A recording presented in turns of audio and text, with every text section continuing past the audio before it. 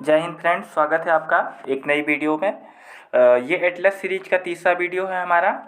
Topic में हम पढ़ेंगे महासागर। महासागर के बारे में जानेंगे, महासागर होता क्या है।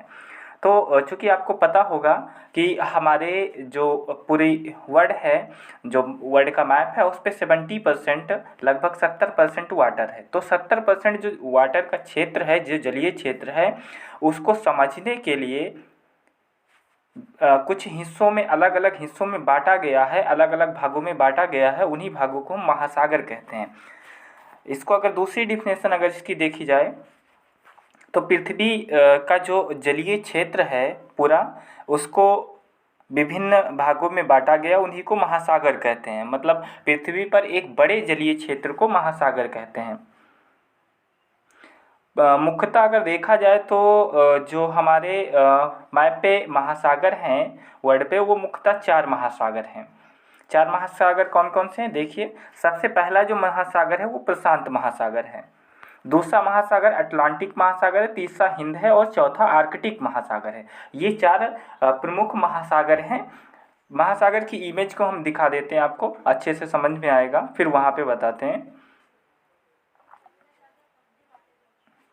ये देखिए, यहाँ पे जो आपको ये एरिया दिख रहा है, ये इधर वाला ये एरिया और ये एरिया, ये प्रशांत महासागर है। पहला महासागर जो है नंबर 1 का, वो है पैसिफिक महासागर या प्रशांत महासागर। प्रशांत महासागर, अब आप देख रहे होंगे प्रशांत महासागर आपको इधर भी दिख रहा है, आपको इधर भी दिख रहा है। ये दोनों साइड क्यों दिख रहा है? क्योंकि हमारी पृथ्वी का जो मैप है वो गोल है, तो उसको क्या किया गया, समझने के लिए बीच से ऐसे फाड़ दिया गया है। तो एक इधर मैप हो गया, इधर मैप हो गया।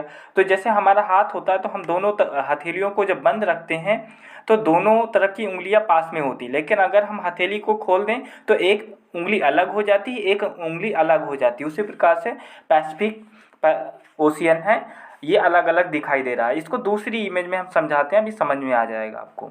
यहाँ पे देखिए, इस इमेज में आपको दिख रहा होगा कि जो प्रशांत है उसका एक हिस्सा इधर है, एक हिस्सा इधर है।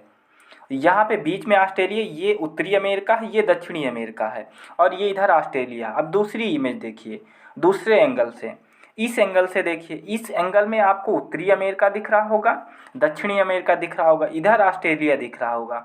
जो आपको ये हिस्सा दिखाई दे रहा है, ये है हमारा पैसिफिक ओशियन, प्रशांत महासागर। ये सबसे बड़ा महासागर है और इसका जो आकार है वो ट्रायंगल की भांति है। अगर आप इसको देखेंगे तो ये ट्रायंगल की भांति दिखाई देगा। क्वेश्चन आता है कि ट्रायंगल के भांति कौन सा महासागर है, तो वो प्रशांत महासागर है। सबसे बड़ा महासागर प्रशांत महासागर। दूसरे नंबर पे जो महासागर आता है क्षेत्रफल की दृष्टि से, वो है हमारा अटलांटिक महासागर। ये यहाँ पे नंबर 2 पे दिया गया है, अटलांटिक महासागर। अटलांटिक महासागर कौन सा है, इसको समझते हैं। देखिए ये इमेज देखिए, यहाँ पे जो आपको ये दिख रहा है, ये वाला महासागर, एक मिनट हम इसको क्लियर करते हैं। ये वाला जो महासागर आपको दिख रहा है, इतना हिस्सा, इसको कहते हैं अटलांटिक महासागर। ये दूसरे नंबर का महासागर है और इसका जो आकार है वो एस आकार है। क्वेश्चन कभी कभी आता है कि एस आकार का महासागर कौन सा, तो एस आकार का महासागर जो है वो अटलांटिक महासागर है। दूसरे नंबर का महासागर है, क्षेत्रफल की दृष्टि में दूसरे नंबर का महासागर। जो अटलांटिक महासागर होता है उसको अंध महासागर भी कहते हैं। जो ये महासागर आपको दिख रहा है, इसको अंध महासागर कहते हैं। अंध महासागर इसलिए कहते हैं क्योंकि ये अफ्रीका के बगल में पड़ता है और अफ्रीका जो महाद्वीप है वो पिछड़ा हुआ महाद्वीप है। इसी कारण से अटलांटिक महासागर को अंध महासागर भी कहा जाता है।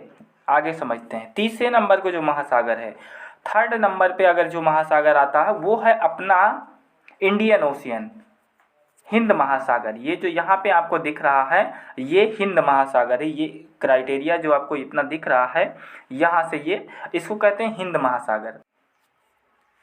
ये एक ऐसा महासागर है जिसको अर्ध महासागर भी कहते हैं। जो हमारा हिंद महासागर है उसको अर्ध महासागर भी कहते हैं। क्यों कहते हैं? क्योंकि सारे महासागर देखो ऊपर तक जाते हैं, ये ऊपर तक गया, ये ऊपर यहाँ तक गया, लेकिन जो अर्ध महासागर है ये आधे तक ही जाता है, ये ऊपर तक नहीं जा पाता है, क्योंकि ऊपर एशिया कॉन्टिनेंट है, इसलिए इसको अर्ध महासागर भी कहते हैं। तो सबसे पहले नंबर पे प्रशांत महासागर आ गया। दूसरे नंबर पे अटलांटिक महासागर आ गया,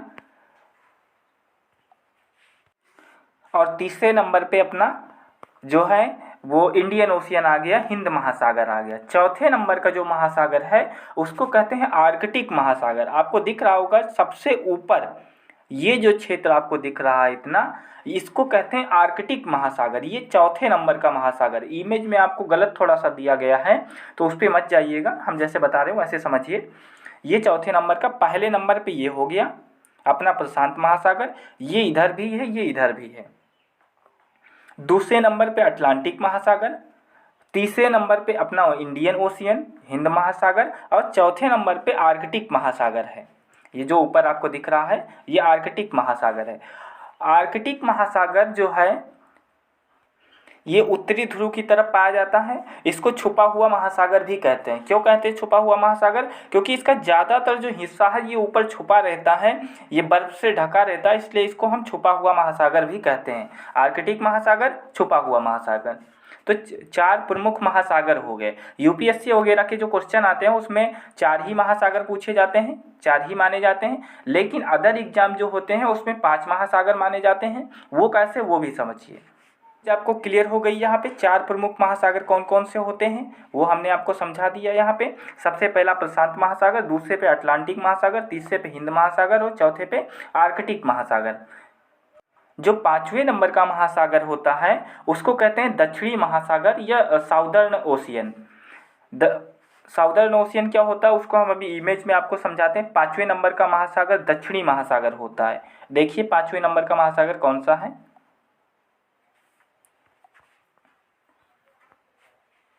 होता क्या है कि अभी तक आपने यहाँ पे 4 महासागर पढ़े। ये महासागर पैसिफिक, अटलांटिक, और इधर पैसिफिक, और इधर ये हिंद महासागर। वैज्ञानिकों ने किया क्या कि इन सभी महासागरों के नीचे का जो हिस्सा है, जो ये वाला हिस्सा है यहाँ पे थोड़ा सा इमेज में दिख रहा होगा, इस नीचे इन सभी महासागरों के नीचे वाले हिस्से को थोड़ा थोड़ा काट लिया गया और एक नया महासागर बना दिया गया। इसको कहा गया दक्षिणी महासागर या अंटार्कटिक महासागर।